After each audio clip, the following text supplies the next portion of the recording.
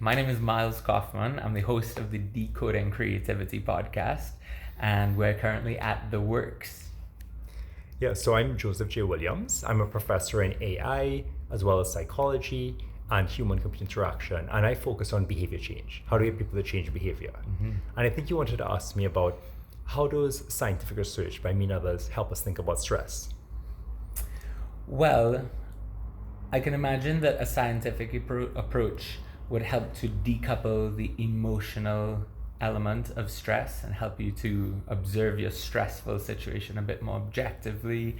And by decoupling those two things, you might be able to be more efficient in overcoming whatever barriers making you stressed out at the moment.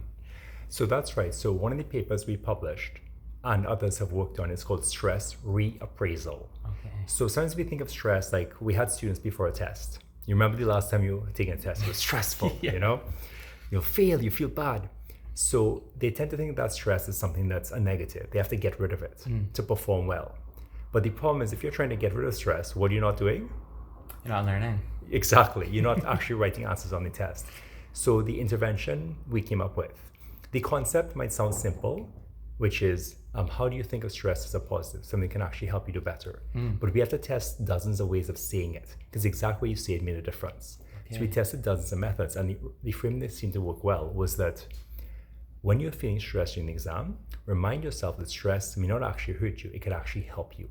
When you're feeling elevated, think about that stress as a cue to say, I'm paying more attention, I've got my energy, and I'm going to try and think back to what did I learn and how does it relate to what I do now. Remember, stress could actually be helping you, not necessarily impairing you. So some students said that was helpful, some preferred certain framing, but the most important thing is this. We actually looked at their tests.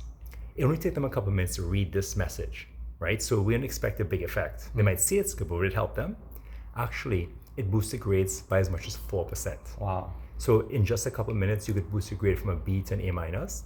And what's shocking to me as a professor is, I don't even know if I told them the answers to the exam if they'd done so well. They'd have forgotten it. Right. So what I think is powerful about this is experimenting. I call it A-B experimentation. Right. I do adaptive A-B experimentation, Okay. new techniques, to find just the right framing can have a big impact. So let's do an A-B experiment together. Sure. You can open up ChatGPT or your favorite and write something like this. You can play it from the video, voice to text. When I'm feeling stressed about fill in the blank, tell me 3 things I can say to myself using research by Joseph J. Williams and others on stress reappraisal from positive and negative to help me think of stress as a resource so I perform better and see it as a challenge. So I guess I'd close off and say, what do you kind of take away from this, everyone listening as well as you? What is interesting about this to you? And who could you send this to because they might find this helpful to manage stress in their life? Well, I think the most interesting element is the power is within you to redefine your situation and the Redefine. power of words that you choose to prescribe to any given situation. And The power of words. it's also the power of now to be present, to have the self-awareness, to almost instantaneously redefine what you're currently going through, and also to not have shame or guilt around the initial feelings of stress or fear, but to redefine those emotions, to welcome them in, and then use them as the catalyst for change. So yeah, it's ultimately the recognizing that the power is within. So that's a good note to end this on, right?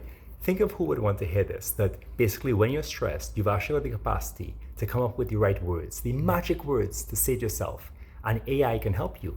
You can prompt AI, like we did here, or with your own version. What do I say to myself right now to help me turn stress from a negative to a positive? So good luck, everyone. Thank you.